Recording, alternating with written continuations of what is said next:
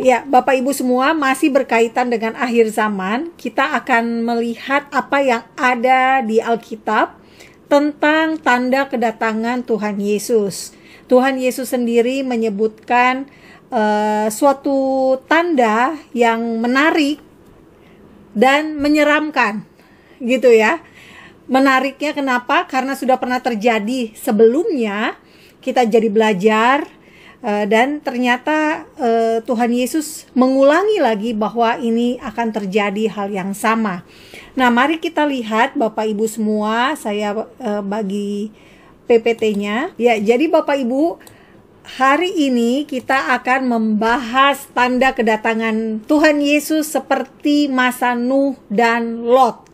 Dua tokoh yang ada di Alkitab, di Kejadian. Dan kita disuruh belajar tentang kehidupan mereka, bagaimana kondisi masyarakat di masa itu, sehingga kita bisa mengetahui tanda-tanda kedatangan Tuhan Yesus yang kedua kali. Ya, Bapak Ibu, kita mulai. Pertama, kita lihat dulu apa yang Tuhan Yesus katakan. Tuhan Yesus menyebut di Matius 24 ayat 37 sampai 39 tanda mengenai kedatangannya. Di Matius dikatakan, sebab sebagaimana halnya pada zaman Nuh, demikian pula halnya kelak pada kedatangan Anak Manusia. Tuhan Yesus menyebutkan dirinya sendiri sebagai anak manusia. Bapak Ibu, kata anak manusia ini adalah kata yang sangat penting, terutama jika Bapak Ibu mau menginjili orang Yahudi. Nah, anak manusia ini ditemukan di kitab Daniel. Daniel ketika mendapatkan penglihatan, melihat sosok menyerupai anak manusia. Nah, ini benar-benar sebuah pengakuan keilahian Yesus. Karena apa? Yesus sendiri mengatakan ia sebagai anak manusia, menyebutkan dirinya sendiri sebagai anak manusia. Saya lanjutkan kembali ke Matius 24. Sebab sebagaimana mereka pada zaman sebelum air bah itu makan dan minum, kawin dan mengawinkan, sampai kepada hari Nuh masuk ke dalam bahtera, dan mereka tidak tahu akan sesuatu sebelum air bah itu datang dan melenyapkan mereka semua. Demikian pula halnya kelak pada kedatangan Anak Manusia. Nah, ini Tuhan Yesus yang mengatakan demikian kepada murid-murid. Nah, Bapak Ibu, pada masa Nuh hujan belum pernah turun, sehingga mereka tidak tahu apa yang akan terjadi di depan. Sama seperti sekarang ini keadaan kita masa kini, ketika kita berkata Tuhan Yesus akan datang kedua kali, kita belum pernah melihat ya kedatangan Tuhan Yesus seperti apa. Kita hanya percaya karena di Alkitab menyebutkan demikian. Nah, Bapak Ibu bisa membayangkan ketika kita menginjil, kita bilang Tuhan Yesus akan datang lagi, tentu mereka akan meremehkan. Karena apa? Karena belum pernah terjadi. Belum pernah mereka lihat dengan mata kepala mereka sendiri. Kita aja belum pernah, apalagi mereka yang belum pernah baca Alkitab. Nah, Bapak Ibu, kemudian di Lukas 17 ayat 26 sampai 30 juga dikatakan, dan sama seperti terjadi pada zaman Nuh, demikian pula halnya kelak pada hari-hari Anak Manusia. Mereka makan dan minum, mereka kawin dan dikawinkan sampai kepada hari Nuh masuk ke dalam bahtera. Lalu datanglah air bah dan membinasakan mereka semua. Demikian juga seperti yang terjadi di zaman Lot. Nah, versi Lukas menambahkan atau ada tentang Lot. Beda dengan Matius yang hanya tentang Nuh. Di sini disebutkan mereka makan dan minum, mereka membeli dan menjual, mereka menanam dan membangun. Tetapi pada hari Lot pergi keluar dari Sodom, turunlah hujan api dan hujan belerang dari langit dan membinasakan mereka semua. Demikian halnya kelak pada hari di mana Anak Manusia menyatakan dirinya. Jadi ada kata-kata yang berbeda. Di Matius dikatakan pada kedatangan Anak Manusia, sementara di Lukas dikatakan menyatakan dirinya. Tapi esensinya kedua hal ini masih sama. Karena apa? pada masa Nuh, pada masa Lot, manusia sibuk dengan dirinya mereka sendiri. Manusia sibuk dengan urusannya mereka sendiri. Mereka tidak peduli akan apa yang akan terjadi. Karena apa? Karena mereka hanya fokusnya pada kehidupan mereka.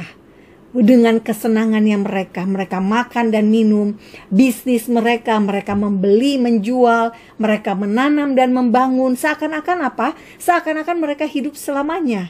Bukankah seperti itu yang kita bisa lihat bagi orang-orang yang hidup secara duniawi? Nah, Bapak Ibu, kita lihat ini kata Yesus sendiri mengenai kedatangannya, sehingga kita bisa pastikan bahwa apa yang Yesus katakan pasti tergenapi. Apa yang Yesus katakan, Yesus bilang, apalagi itu menyangkut dirinya sendiri, itu pasti akan terjadi. Nah, Bapak Ibu, kemudian kita lihat di masa Nuh. Mengapa Yesus mengambil contoh tentang masa Nuh dan masa Lot? Apa yang mereka lakukan sehingga mereka itu dijadikan contoh untuk akhir zaman? Nah, kalau Bapak Ibu baca di Kejadian 6, saya menyarankan nanti Bapak Ibu baca seluruh Kejadian 6 itu, sehingga Bapak Ibu menemukan apa yang saya simpulkan dari Kejadian 6, yakni dosa di masa Nuh. Dosa di masa Nuh ada terjadi hubungan seksual yang tidak ilahi. Juga ada kejahatan yang sangat banyak dan keinginan hati manusia itu berbuat jahat. Ditulis di Alkitab kita, kecenderungannya berbuat jahat. Dan bumi penuh dengan kekerasan. Ditulis juga di Kejadian 6, bumi rusak dan manusia menjalankan hidup yang rusak. Nah, Bapak Ibu, bumi penuh dengan kekerasan itu bukankah sama dengan yang kita lihat di masa kini? Kita lihat misalnya dengan apa yang terjadi di Israel, teror demi teror, bahkan yang terbesar tragedi teror yang terjadi setelah masa Holocaust yang menewaskan 6 juta orang Yahudi yang dilakukan oleh Nazi, ternyata bisa dilakukan oleh Hamas dalam waktu 1 hari, membunuh 1.200 orang dan menyandra 253 orang. Dan menurut bahasa Ibrani, menurut Alkitab bahasa Ibrani, kekerasan itu adalah Hamas. Jadi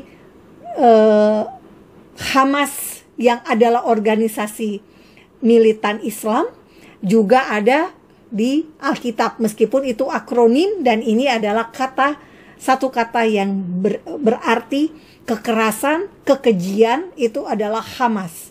Pakai C ya, C-H-A-M-A-S. Nah, itu dosa di masa Nuh. Nah, Bapak Ibu, mungkin ada perbedaan pandangan ketika kita berbicara tentang apa yang dimaksud dengan hubungan seksual tidak ilahi. Ada beberapa pandangan yang mengatakan bahwa hubungan seksual tidak ilahi itu adalah hubungan seksual antara malaikat yang jatuh di dalam dosa dengan manusia, dengan anak-anak manusia yang Tuhan ciptakan. Nah, mungkin ada yang bilang, oh nggak bisa karena kan malaikat itu tidak kawin dan tidak kawin dan mengawinkan gitu ya. Itu kalau malaikat di sorga, Bapak Ibu. Tetapi malaikat yang jatuh dalam dosa itu akan bisa berhubungan seksual. Nah, inilah hubungan seksual yang tidak ilahi. Karena itu Tuhan membinasakan, memusnahkan manusia. Nah, yang mungkin Bapak Ibu perlu hasilnya, produknya adalah keturunan raksasa. Mungkin ini kita akan bahas dalam satu sesi tersendiri. Saya akan pisahkan tentang ini. Kita akan bahas tentang raksasa, karena ini berkaitan juga dengan Israel, Bapak Ibu. Jadi saya tidak akan berlama-lama tentang hubungan seksual tidak ilahi ini. Tetapi yang ingin saya sampaikan bahwa di Kejadian 6, makanya saya sarankan Bapak Ibu baca seluruh kisah Kejadian 6 itu sehingga mendapatkan konteksnya. Nah, jadi kalau kita lihat juga di Yudas 1 ayat 7, ini disebutkan dosa di masa Lot. Dosa yang terjadi di kota Sodom dan Gomora dan kota-kota sekitarnya. Jadi ada 5 kota yang dimusnahkan Tuhan. Tetapi yang sering disebutkan adalah Sodom dan Gomora. Nah, di Yudas 1 ayat 7 dikatakan sama seperti Sodom dan Gomora dan kota-kota sekitarnya yang dengan cara yang sama melakukan percabulan dan mengejar kepuasan-kepuasan yang tak wajar, telah menanggung siksaan api kekal sebagai peringatan kepada semua orang. Nah, Bapak Ibu, kalau Bapak Ibu baca di kisah Lot, Bapak Ibu bisa melihat bagaimana mereka ingin berhubungan seksual dengan malaikat yang waktu itu ada di rumah Lot untuk menyelamatkan Lot. Jadi Bapak Ibu harus baca kisahnya. Nah, Bapak Ibu, kita lihat lagi selanjutnya adalah penghukuman. Sebentar, saya hilangkan dulu ininya. Nah, penghukuman yang terjadi di masa Nuh dan di masa Lot itu semuanya adalah keputusan dari Tuhan sendiri. Kalau Bapak Ibu lihat di Kejadian 6 ayat 13 dikatakan, berfirmanlah Allah kepada Nuh, aku telah memutuskan mengakhiri segala makhluk. Sebab bumi telah penuh dengan kekerasan oleh mereka. Jadi aku akan memusnahkan mereka bersama-sama dengan bumi. Lalu di Kejadian 19 ayat 13, sebab kami ini siapa? Malaikat yang datang. Kami akan memusnahkan tempat ini karena banyak keluh kesah orang tentang kota ini di hadapan Tuhan. Sebab itulah Tuhan mengutus kami untuk memusnahkannya. Nah, kalau kita baca di Wahyu, kita juga akan melihat malaikat bekerja untuk memberikan penghukuman. Nah, jadi itulah mengapa Bapak Ibu, Alkitab itu nggak bisa dipisahkan antara perjanjian lama dan perjanjian baru karena nyambung. Kalau kita baca terpisah Wahyu aja, kita nggak dapat gambaran tentang apa yang terjadi di Kejadian dan seterusnya. Nah, kita lanjut Bapak Ibu. Nah, lokasi. Kalau lokasi di mana Nuh membangun Bahtera, kita tidak menemukannya di Alkitab. Tetapi kita tahu Bahtera itu adalah berhenti di Gunung Ararat. Dan Gunung Ararat itu dipercaya ada di antara Armenia dan Turki. Nah, Gunung Ararat yang Bapak Ibu lihat gambarnya di depan ini, dipercaya bentuk bahteranya seperti itu, sehingga bentuk tanahnya membentuk seperti bangunan Bahtera. Kira-kira seperti itu. Nah, kalau lihat lokasi Lot berada, lokasinya saat ini masuk di wilayah Israel, kota Sodom dan Gomoranya. Tetapi wilayah Soar itu diperkirakan masuk ke wilayah Yordania. Nah, kalau Bapak Ibu ke Israel, Bapak Ibu ke tempat patung istri Lot, Bapak Ibu akan menemukan banyak garam di sekitar padang pasir itu ya, di sekitar bebatuan, karena itu lokasinya batu-batuan gunung, tetapi ada garam, ada mineral garam, karena memang dekat juga dengan Laut Mati, Dead Sea, yang kadar garamnya sangat tinggi. Nah, jadi menarik kisah di Alkitab karena kita tahu istri Lot menjadi tiang garam ya Bapak Ibu. Nah, kalau ditanya garamnya dari mana ya? Garamnya dari Laut Mati. Kira-kira seperti itu. Ada mineral di sana dan juga ditemukan berdasarkan arkeologi, ditemukan adanya bekas kebakaran yang sangat dahsyat. Mineralnya ya, mineral ada belerang, nama mineralnya adalah belerang. Jadi Alkitab kita ini benar-benar luar biasa. Alkitab yang secara sains juga bisa buktikan gitu ya Bapak Ibu. Nah, saya catat di Alkitab saya, Sodom itu 20 km dari Gomora, jadi sebetulnya tidak terlalu dekat, 20 km. Dan Gomora ini dekat dengan Masada. Masada ini adalah istana Herodes di masa Romawi. Nah, jadi Bapak Ibu, wilayah kalau kita ke Israel biasanya berdekatan ya, antara kalau dari Masada kita nyambung ke tiang garam istri Lot. Nah, arkeolog menemukan 1,5 juta mayat di sekitar area Sodom dan Gomora. Nah, ini tentu mayat beberapa tahun ya, bukan hanya di satu masa saja. Tetapi yang perlu diingat juga bahwa ini ada 5 kota yang pada masa itu adalah kota yang aktif, kota yang hidup, yang dimusnahkan oleh Tuhan. Nah, ditemukan sulfur atau belerang 90-95% kadar kemurniannya Bapak Ibu. Beda dari sulfur yang ada di dunia. Nah, perbedaannya juga warnanya putih, dan kalau dibakar sulfur yang ada di sekitar Sodom dan Gomora ini, maka akan menghasilkan api berwarna biru. Kalau Bapak Ibu pakai gas, nah mungkin alat apinya juga warna biru ya. Nah, ditemukan juga banyak debu sesuai 2 Petrus 2 ayat 6.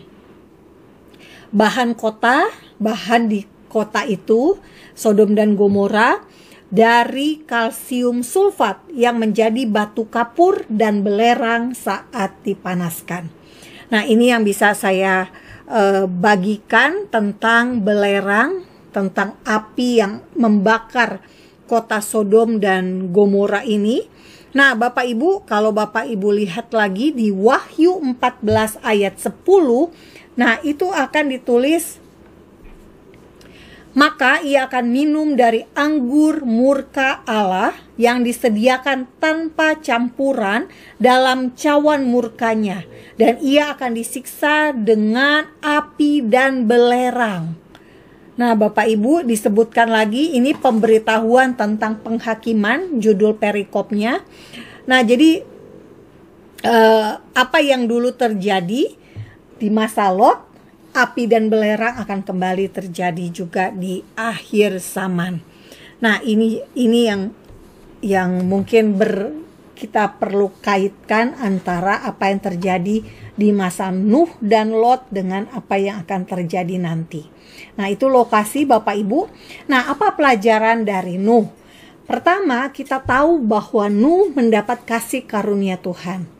Meskipun Nuh punya kakak dan adik ya, karena dia punya saudara juga, saudara kandung, tetapi hanya Nuh yang mendapat kasih karunia Tuhan. Nuh hidup benar di hadapan Tuhan, tidak bercela, dan ia dikatakan bergaul dengan Tuhan. Nah, Bapak Ibu bisa bayangkan betapa berbedanya Nuh dibandingkan dengan orang-orang yang tadi ya, yang dosa-dosanya macam-macam ini yang Bapak Ibu lihat di Kejadian 6 ayat 1 sampai 12. Kejahatannya banyak, keinginan hatinya berbuat jahat, kekerasan dan sebagainya. Nah, kemudian Nuh juga hidup di antara manusia yang menjalankan hidup yang rusak. Artinya apa Bapak Ibu? Meskipun di sekitarnya rusak, dunianya gak jelas, dunianya kacau balau, dunianya penuh kekerasan, Nuh tidak ikut-ikutan rusak. Nuh tetap menjadi orang benar di hadapan Tuhan. Lalu ditulis juga di Alkitab kita Kejadian 5 ayat 30, Nuh punya kakak adik tetapi tidak selamat. Yang selamat hanya keluarga inti Nuh saja, berjumlah 8 orang.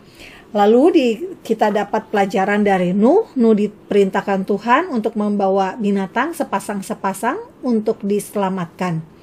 Dan Nuh diselamatkan dari seluruh manusia. Tidak ada lagi yang selamat selain 8 orang itu. Dan Nuh mempersembahkan korban usai air bah. Nah, mungkin Bapak Ibu bertanya, bagaimana bisa seluruh binatang itu ada di dalam bahtera? Ternyata bahtera itu dibagi 3, Bapak Ibu. Bapak Ibu bisa baca di Alkitab, saya lupa cantumkan ayatnya di situ. Bahtera dibangun 3 bagian. Bagian atas 1, 2, dan 3. Saya menduga bagian atas adalah untuk Nuh, untuk manusia, bagian tengahnya untuk binatang, dan bagian bawahnya adalah untuk kotoran ya. Karena apa? Nuh diperintahkan Tuhan untuk membawa makanan. Nuh diperintahkan Tuhan untuk menyiapkan persediaan. Jadi bisa dibayangkan mereka juga tetap makan di dalam bahtera, dan juga pasti secara biologis mereka fungsi tubuhnya berjalan dengan baik sehingga membutuhkan pembuangan. Nah, pelajaran apa dari Lot? Pertama, kita tahu Tuhan mengasihani Lot. Meskipun sebetulnya kalau kita pelajari adalah bagaimana Lot diberikan belas kasih karena Tuhan mengasihi paman dari Lot, yakni Abraham. Nah, Lot hidup benar di tengah orang fasik. Kita belajar dari 2 Petrus 2 ayat 8 dikatakan bagaimana perasaan gitu ya, perasaan orang benar yang berada di dalam tengah-tengah dunia yang penuh dengan kefasikan. Mereka akan menderita. Bapak Ibu pasti akan menderita jika melihat ketidakadilan. Bapak Ibu akan menderita jika melihat kekerasan di sekitar kita. Nah, itu menandakan bahwa kita adalah orang-orang yang selaras dengan Tuhan, karena Tuhan gak senang melihat kekerasan gitu ya. Kalau ada orang yang senang melihat kekerasan, ya kita patut mempertanyakan mengapa orang itu malah senang kekerasan. Nah, keluarga Lot selamat dari penduduk Sodom dan Gomora, namun istri dan 2 calon menantunya Lot tidak selamat. Bapak Ibu bisa baca bagaimana Lot mengajak kedua calon mantunya ini, tetapi mereka tidak mau ikut bersama-sama. Lot tidak membawa apa-apa dan kehilangan seluruh hartanya pada saat ia harus pergi dari kota Sodom dan Gomora, dari kota Sodom, Lot di Sodom. Nah, beda sekali dengan Nuh. Nuh diperintahkan Tuhan untuk membawa persiapan. Nah, Lot tidak mempersembahkan korban usai api membakar Sodom dan Gomora serta 3 kota lainnya. Nah, kita belajar lagi tentang apa yang Tuhan ceritakan melalui kisah Nuh dan Lot. Sebetulnya kita tahu bahwa Tuhan sangat adil, Bapak Ibu. Tidak ada yang Tuhan sembunyikan dari setiap rancangannya, termasuk dengan penghakiman. Apa yang akan terjadi di depan kita? Apa yang akan terjadi ketika kita percaya kepada Yesus, kita mengikuti Tuhan Yesus, kita akan diberikan hidup yang kekal. Tuhan sudah beritahukan. Demikian juga ketika orang tidak percaya kepada Yesus, ada konsekuensinya. Jadi tidak ada yang Tuhan sembunyikan. Dulu sampai nanti semua dikasih tahu. Jadi manusia tidak bisa bilang, kan saya nggak tahu kalau ternyata saya akan berakhir di neraka. Enggak, semuanya sudah ada. Alkitab sudah diberikan. Kita harus memperkenalkan cara jalannya Tuhan itu supaya mereka tidak bisa ngeles bahasanya ya Bapak Ibu.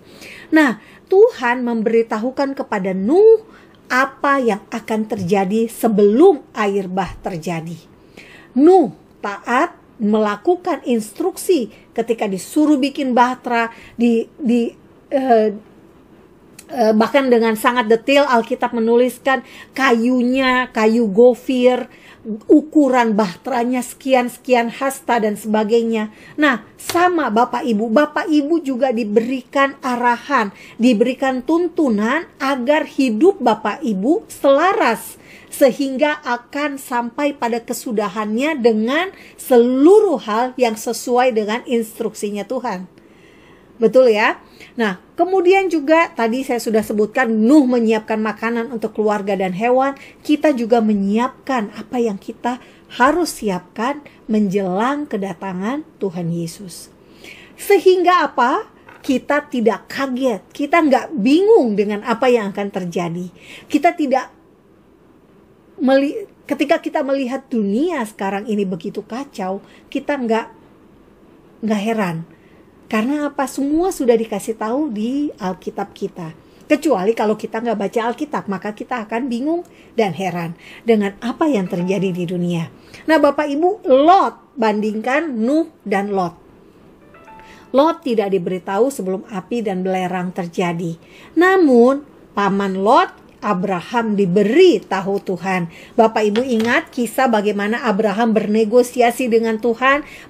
Tuhan, kalau jumlah orang benarnya 50, lalu turun-turun sampai 10, ternyata tidak juga ditemukan 10 orang benar, supaya Tuhan tidak jadi memusnahkan Sodom dan Gomora. Nah, diduga Abraham memberitahu Lot, karena itu Lot tahu ada malaikat yang datang ke kotanya. Makanya Lot mengajak malaikat itu tinggal di rumahnya. Namun sayangnya ia tidak memberitahukan keluarganya. Ia tidak mempersiapkan keluarganya, sehingga dua menantunya itu tidak mau ikut pergi dari Sodom. Dan Lot, dia betul-betul bisa dibilang Lot ini ragu-ragu ketika malaikat memerintahkan supaya Lot pergi dari Sodom. Karena apa? Lot berargumentasi dengan malaikat saat diselamatkan. Dia Bapak Ibu bisa baca narasinya ya, bagaimana ia aduh saya nggak kuat kalau lari ke sini, bisa nggak saya ke sini gitu ya. Nah, itu bagus banget ditulis di situ di dalam Alkitab oleh Musa, seperti seakan-akan dramanya kita bisa nangkep gitu ya keadaannya ketika peristiwa menjelang pemusnahan Sodom terjadi.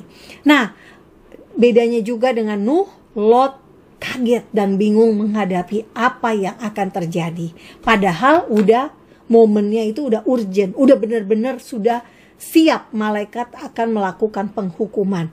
Nah, Bapak Ibu, sebetulnya ini adalah dua gambaran kondisi kita orang percaya pada hari-hari terakhir. Bagaimana kita bisa seperti Nuh, atau jangan-jangan kita malah seperti Lot. Gitu ya. Lot, Tuhan juga tadi kita baca bagaimana Tuhan juga mengasihani Lot. Nah, Tuhan juga mengasihani kita, Bapak Ibu semua yang percaya kepada Yesus. Tapi apakah kondisi kita sama seperti Lot? Gitu ya. Jangan-jangan kita seperti Lot, bukan seperti Nuh. Nah, tapi ada lagi nih yang menarik Bapak Ibu, kita lihat lagi. Air bah dan api belerang. Nah, Tuhan berkata, hukuman Tuhan terjadi dalam bentuk air bah sekali dan tidak akan ada lagi. Ini janji Tuhan. Hujan berlangsung selama 40 hari, air bah baru surut setelah 150 hari. Nah, kalau Bapak Ibu baca, Bapak Ibu total semua bagaimana burung dikeluarkan 7 hari lagi, kemudian nanti balik lagi dan sebagainya. Nah, kalau di total itu sampai setahun kurang lebih, karena ada total 364 hari. Nah, untuk api belerang, hukuman Tuhan dalam bentuk api belerang akan terjadi lagi. Bukan dan ya. Hukuman Tuhan dalam bentuk api dan belerang akan terjadi lagi. Api turun pada malam hari dan Abraham melihat asap tampak pada pagi hari. Abraham tahu bahwa penghukuman telah dilakukan. Nah, jadi Bapak Ibu, kita sedang menantikan hukuman Tuhan dalam bentuk api dan belerang yang akan terjadi lagi. Tetapi jelas orang-orang yang hidupnya seperti Nuh tentu tidak akan mengalami api dan belerang ini. Nah, dikatakan di Kejadian 9 ayat 12-13, air bah tidak akan terjadi lagi. Di paling terakhir Kejadian 9 ayat 13 dikatakan, sehingga segenap air tidak lagi menjadi air bah untuk memusnahkan segala yang hidup. Pelangi, keshet dalam bahasa Ibrani adalah busur yang ditaruh sebagai perjanjian. Tetapi tanda pelangi ini dipakai oleh kaum LGBT untuk menista Tuhan. Dengan cara bagaimana mereka menista? Dengan cara mereka menganggap enteng bahwa Tuhan tidak akan menghukum mereka lagi. Tuhan tidak akan menghukum bumi lagi. Dan mereka mengasosiasikan dengan tindakan asusila mereka, gaya hidup mereka, karena mereka menganggap Tuhan tidak akan menghukum mereka. Sama seperti janji Tuhan tidak akan menghukum manusia, tidak akan menghukum bumi dengan air bah lagi. Tetapi mereka lupa bahwa sesungguhnya Tuhan masih akan menghukum manusia dengan api dan belerang. Kita lihat janji Tuhan yang bagaimana bahwa hukuman api akan terjadi lagi di 2 Petrus 3 ayat 10. Bapak Ibu bisa lihat, tetapi hari Tuhan akan tiba seperti pencuri. Pada hari itu langit akan lenyap dengan gemuruh yang dahsyat dan unsur-unsur dunia akan hangus dalam nyala api, dan bumi dan segala yang ada di atasnya akan hilang lenyap. Jadi Bapak Ibu, bumi dan seisi bumi yang manusia dan apa saja yang ada di dalamnya tidak akan dimusnahkan oleh air bah, tapi oleh nyala api. Mengerikan ya. Karena apa? Bukan hanya di neraka Bapak Ibu, tetapi bumi dan segala yang ada di atasnya akan hilang lenyap. Nah, kemudian di Wahyu 21 ayat 8 dikatakan, orang penakut, orang yang tidak percaya, orang yang keji, orang pembunuh, orang sundal, tukang sihir, penyembah berhala, dan semua pendusta, mereka akan mendapat bagian mereka di dalam lautan yang menyala-nyala oleh api dan belerang. Inilah kematian yang kedua. Jadi ada dua macam Bapak Ibu. Satu, hari di mana langit akan lenyap dengan gemuruh yang dahsyat dan unsur dunia hangus dalam nyala api. Itu yang pertama. Dan yang kedua adalah lautan yang menyala-nyala oleh api dan belerang. Inilah neraka. Jadi bumi akan kena hukuman api dan belerang. Demikian juga di neraka ada hukuman api dan belerang. Kita lanjut. Nah, kenapa Yesus mencontohkan Sodom, Bapak Ibu? Di Matius 10 ayat 15 dikatakan, aku berkata kepadamu, sesungguhnya pada hari penghakiman tanah Sodom dan Gomora akan lebih ringan tanggungannya daripada kota-kota itu. Kota apa? Kota-kota yang menolak Injil. Kota-kota yang menolak percaya kepada Yesus, padahal di kota tersebut banyak mujizat yang terjadi. Nah, ini ada kota-kota yang disebutkan, ada apa aja ya, Korasim kalau nggak salah dan sebagainya. Nah, Bapak Ibu kita lihat juga di Matius 11 ayat 24, tetapi aku berkata kepadamu pada hari penghakiman, tanggungan negeri Sodom akan lebih ringan daripada tanggunganmu. Nah, jadi Bapak Ibu, apa yang kita bayangkan, apa yang terjadi di Sodom? Tadi saya sudah kasih tahu ya bahwa di Sodom itu kadar belerangnya tuh 90-95% itu murni. Nah, itu kan berarti kan panasnya kayak gimana gitu ya. Apinya itu nyalanya dahsyat banget. Dan itu ternyata Tuhan Yesus bilang pada hari penghakiman Sodom itu kan lebih ringan daripada apa yang akan dialami. Jadi betapa mengerikannya. Nah, jadi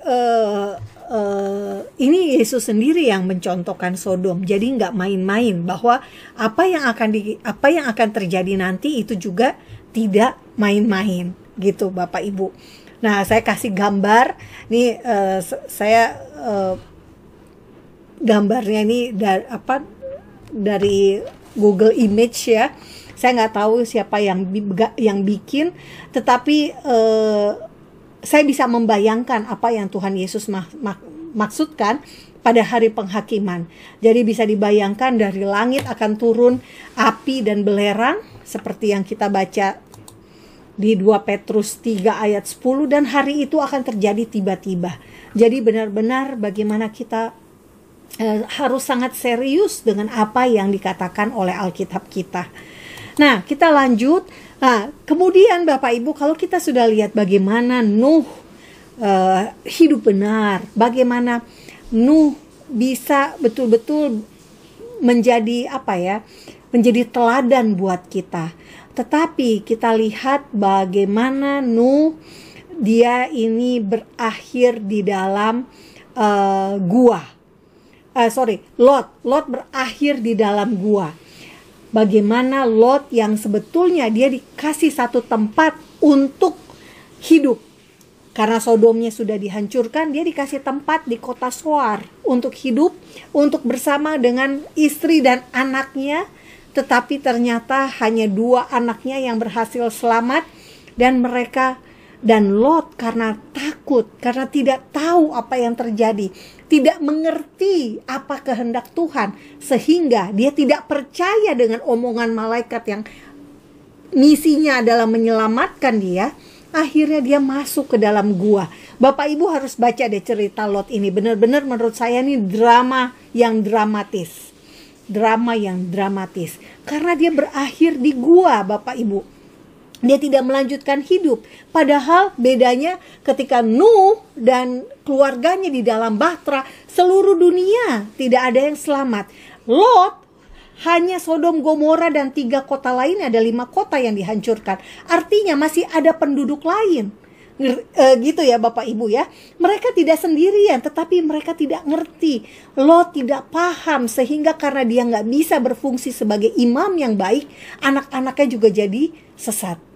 Karena itu di Kejadian 19 ayat 30 dikatakan, pergilah Lot dari Zoar, dan ia menetap bersama dengan kedua anak perempuannya di pegunungan. Dia pergi dari Zoar, Bapak Ibu, sebab ia tidak berani tinggal di Zoar.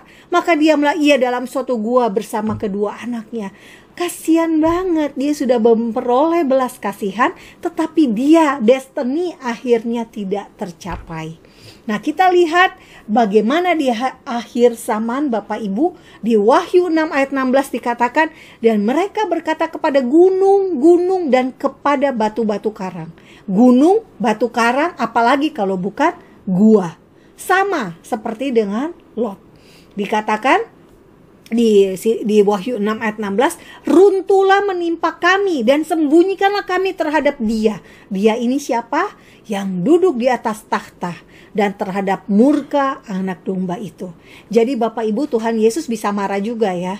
Karena apa? Disebutkan di Wahyu 6 ayat 16, murka anak domba. Murkanya Tuhan Yesus. Nah, ini lokasi yang diduga guanya Lot bersama kedua anaknya ada di wilayah di daerah lembah Yordan, dan masuk ke wilayah Israel ya Bapak Ibu. Nah, kemudian kita akan lihat Nuh dan Lot. Nah, kita bisa lihat bagaimana Nuh memulai dengan sangat luar biasa. Nuh hidup berkenan di hadapan Tuhan, tetapi lagi-lagi sama seperti Lot ya. Nuh berakhir dengan kemabukan. Ia menjadi petani anggur. Dia melanjutkan hidup, tetapi masalahnya ia mabuk. Dan dalam kemabukannya ia telanjang dalam kemahnya. Maka Ham, bapa Kanaan itu, melihat aurat ayahnya, lalu diceritakan kepada kedua saudaranya di luar. Tetapi kedua saudaranya tidak mau melihat aurat ayahnya. Jadi mereka berjalan menutupi sambil membelakangi. Nah, bagaimana dengan Lot? Di Kejadian 19 ayat 33 dikatakan, pada malam itu mereka, kedua anak Lot, memberi ayah mereka, memberi Lot minum anggur. Jadi kalau Nuh, inisiatif Nuh pribadi yang minum anggur, anak-anaknya nggak terlibat. Tapi kalau Lot minum anggur karena dicekokin sama kedua anaknya, anak perempuannya. Karena apa? Karena mereka buta dengan kondisi dunia. Anak-anak Lot ini pikir tidak akan ada lagi orang yang mau menikahi mereka, karena dua calon pasangan mereka, dua calon suami mereka itu nggak mau ikut lari dan binasa di Sodom. Nah, mereka berpikir semua pria itu binasa. Mereka tidak tahu bahwa di luar 5 kota itu ada banyak pria-pria yang mereka bisa nikahi. Mereka nggak punya pengetahuan itu. Nah, Bapak Ibu, ini gambaran juga bagaimana banyak mungkin orang Kristen yang buta dengan akhir zaman, tidak punya pengetahuan itu, sehingga berakhir dengan kegagalan, nggak happy ending. Karena apa? Karena destininya mereka jadi hancur, jadi runtuh. Keduanya berakhir dengan kemabukan, keduanya Nuh dan Lot berakhir dengan ketelanjangan. Tentu saja kalau mereka berhubungan intim dengan bapaknya, ya pasti ada bajunya kan yang dilepas, berakhir dengan ketelanjangan. Nah, dari dari apa yang terjadi pada Lot, kita belajar bagaimana dosa menghasilkan keturunan terkutuk, Bapak Ibu. Ham dari anak Nuh, ini menjadi bangsa yang dikutuk. Kanaan berasal dari Ham. Tanah Kanaan kemudian diberikan untuk keturunan Abraham, Ishak dan Yakub. Lalu kemudian Amalek, keturunan dari Ham, menjadi bangsa yang harus dipunahkan. Inilah konsekuensi dari dosa. Inilah dampak dari dosa. Kemudian Moab ini adalah hubungan insest antara bapak dengan anak sulung Lot, yakni melahirkan bangsa Moab. Moab menjadi musuh Israel. Lalu Amon ini sekarang kotanya menjadi Aman, ibu kotanya bangsa negara Yordania, Bapak Ibu, Amon. Hubungan insest anak bungsu Lot melahirkan bangsa Amon. Amon juga menjadi musuh bangsa Israel. Nah, bagaimana kita menyikapi pelajaran dari Nuh dan dari Lot untuk hidup benar di akhir zaman ini? Kita belajar, kita contoh cara hidup Nuh. Bapak Ibu bisa lihat di Kejadian 7 ayat 1. Lalu berfirmanlah Tuhan kepada Nuh, masuklah ke dalam bahtera itu engkau dan seisi rumahmu, sebab engkaulah yang kulihat apa? Benar di hadapanku di antara orang zaman ini. Bapak Ibu harus menjadi orang yang benar di hadapan Tuhan di antara orang zaman ini.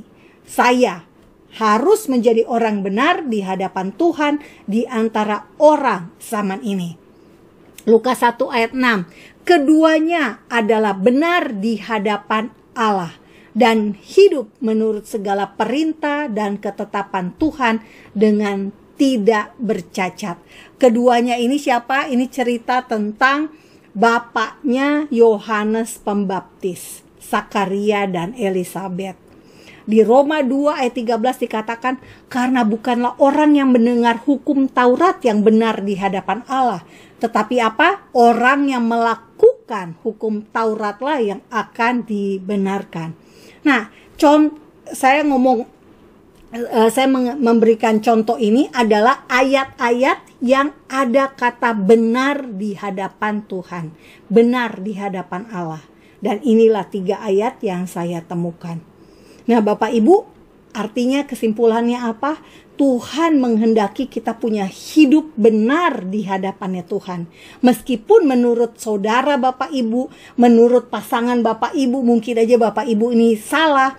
Tetapi selama Bapak Ibu benar di hadapan Tuhan, itulah yang benar.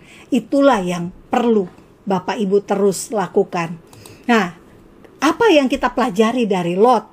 Bapak Ibu dikatakan yang bisa saya katakan adalah kita semua, saya, Bapak Ibu, jangan hidup seperti kita di Sodom atau kita di Gomora. Di kota-kota di mana kejahatan yang tidak bisa Tuhan terima itu berlangsung terjadi. Dikatakan di Yeremia 23 ayat 14, Tetapi di kalangan para nabi Yerusalem di masa Yeremia, aku melihat ada yang mengerikan, kata Yeremia. Mereka bersinah dan melakukan tidak jujur. Mereka menguatkan hati orang-orang yang berbuat jahat, sehingga tidak ada seorang pun yang bertobat dari kejahatannya. Semua mereka telah menjadi seperti Sodom bagiku, dan penduduknya seperti Gomora. Nah, inilah Bapak Ibu, Tuhan tidak mau ketika kita bersinah. Dalam konteks ini adalah kita punya ilah-ilah lain. Ilah-ilah lainnya itu apa?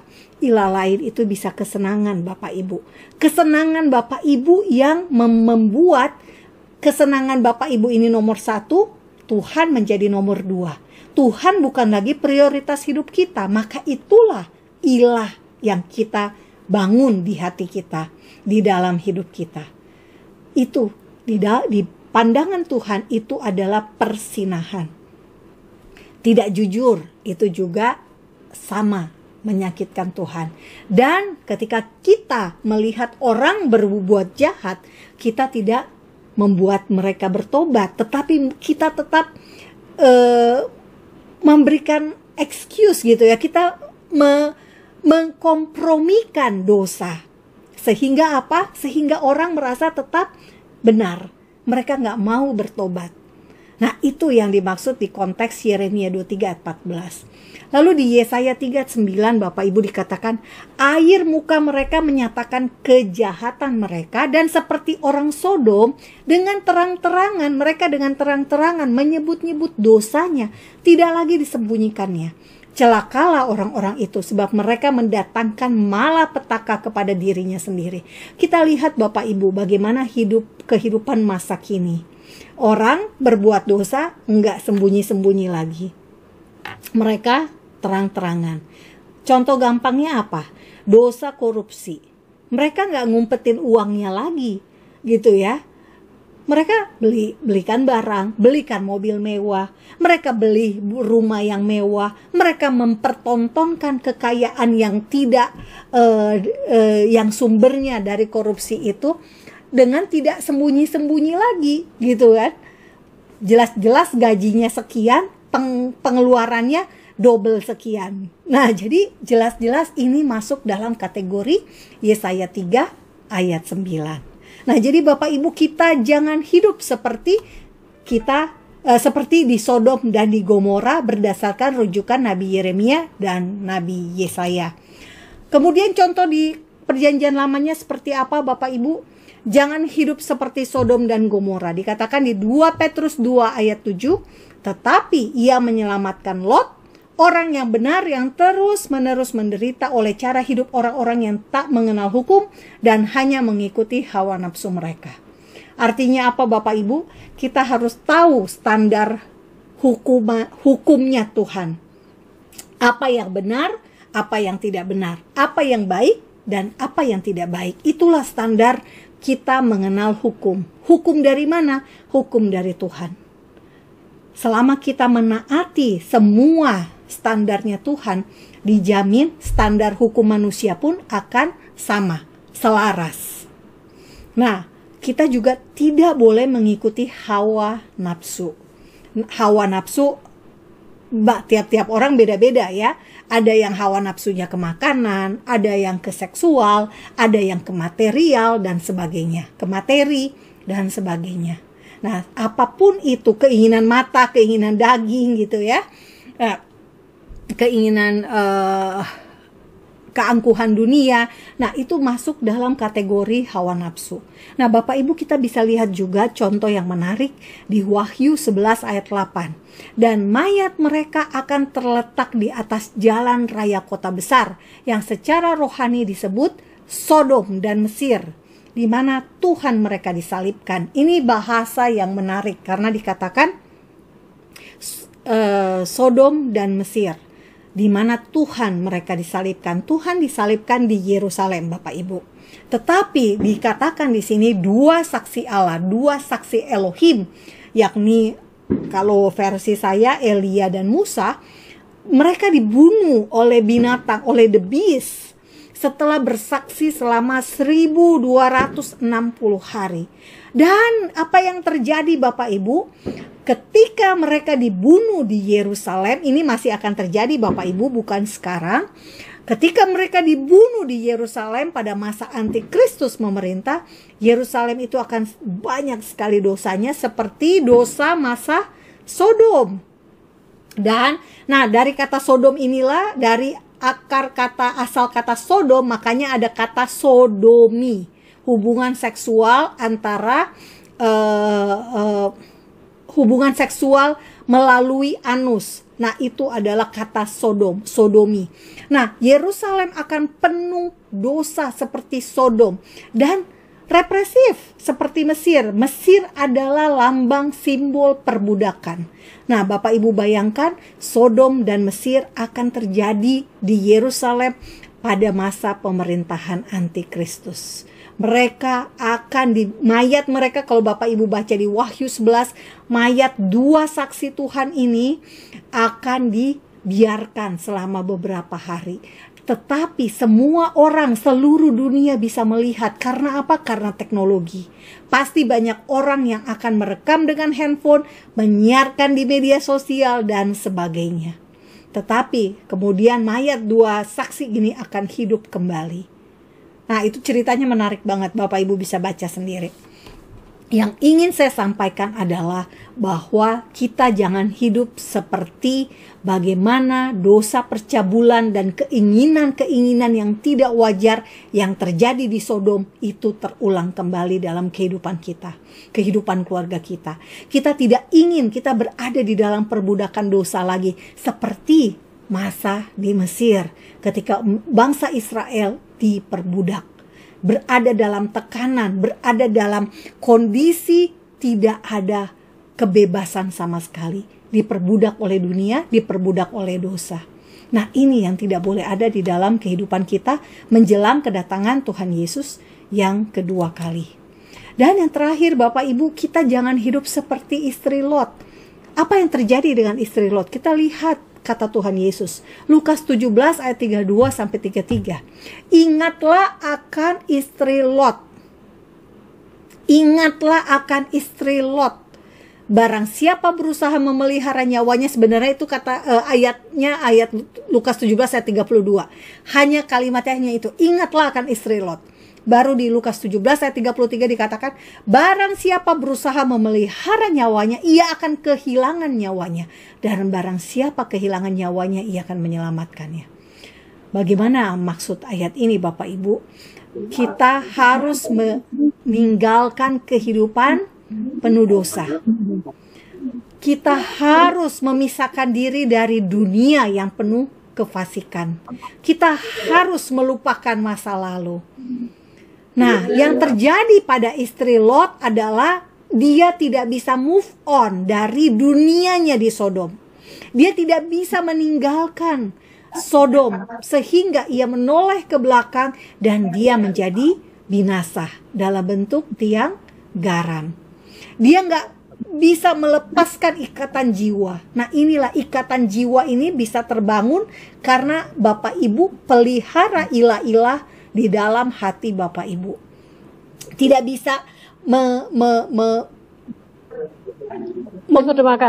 tidak bisa melepaskan ikatan jiwa dari segala yang tidak berkenan, yang tidak ilahi dari hidup kita. Itu akan berakhir kita menjadi seperti istri Lot.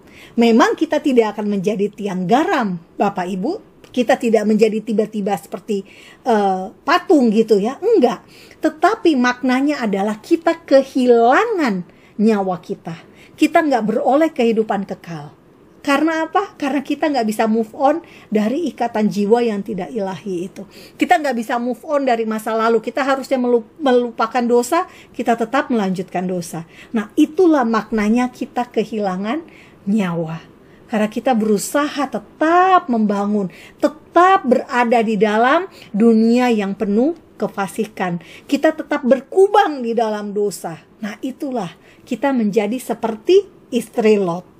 Nah, masing-masing dari kita belajar. Kita jangan menjadi seperti istri Lot. Nah, kesimpulannya apa Bapak Ibu?